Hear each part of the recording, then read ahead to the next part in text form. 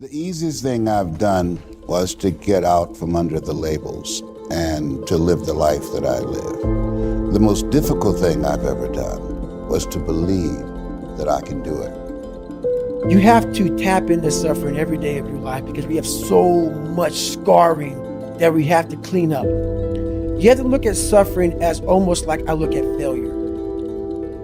To succeed, you must fail. In failure and in suffering, all the answers are in there. All the answers to all the test questions. The test is your life. All the answers are in there. You don't have to live in suffering and pain and failure all the time. You have to learn, I need to visit it. Like people hate working out. You're only gonna visit working out maybe an hour a day. 23 other hours of the day, you're not in it. But how you become in shape is you must visit suffering, visit working out 1 hour a day. Visit suffering 1 hour a day. Visit your past failures 1 hour a day. The relationship with it is the answers are in there. They are in there. Within the suffering, go in there. And I call it the live autopsy. The live autopsy. How you find out someone died? They crack you open after you're dead.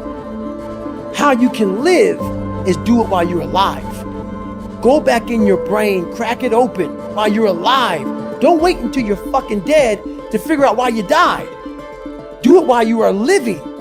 Go in there, go into the suffering, go into the pain of your life and say, why did this suck for me so bad? Why am I afraid of all this stuff? Why have I shut down the whole world? I guarantee I'll tell you why you shut down the whole world. It's in these nooks of the suffering within your brain, in the scarring, are all the answers to why you are on the couch feeling sorry for yourself. They lie within the scars. Visit them for at least an hour a day, study them, and then you'll find out more about yourself. You will then grow. So don't look at it as every day I suffer. Go into it an hour a day.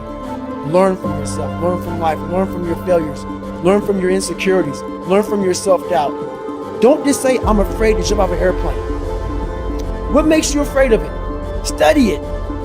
That's why I studied my mind, why I became so powerful in the mind, because I realized I was weak. So instead of running away from the mind, I dove into it and said, what is making me weak? Oh, this makes sense. I came from hell. I came from a place that beat me down to nothing, which is why I'm afraid. All this makes sense. So systematically, one by one, I went back and met every single person in my mind, every situation. I went one-on-one with them again in my mind and said, okay, let's now revisit this. And that's how you do it. That's how it works. You live in a dominant culture that is designed to destroy your sense of self and your belief in yourself.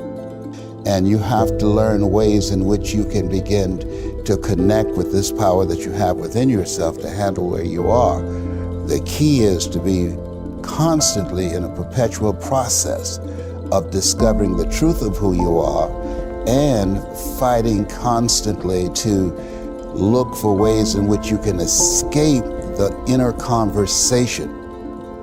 You know it every painful moment. You remember it. We try to put it under a rug, lift the rug up, you'll find them. So that's how I was able to write that book. You don't forget that shit. No. You want to, and that's where you fail. By trying to forget it. That's where you fail. That's where there's no growth. Let's just move forward from all this. There's no growth there. There's no growth there. No. You just want to forget about it. You will continue making the same fucked up mistake. You will continue doing the same things wrong if you don't go back. So as I'm talking and as I'm going back, I'm very aware that I'm going to do that. And I may do it for 45 minutes. And then I'm like, you knew you were going to do this. You have to be very aware of the conversation you're having while you're doing it. Because your mind chooses the path of least resistance. Your mind has the ultimate tactical advantage over you. It knows what scars you. It knows your fears. It knows your insecurities. And it protects you, which is why I talk about the 40% rule in my book. The 40% rule is all about the brain has the tactical advantage over you. It knows and it keeps you away from all that.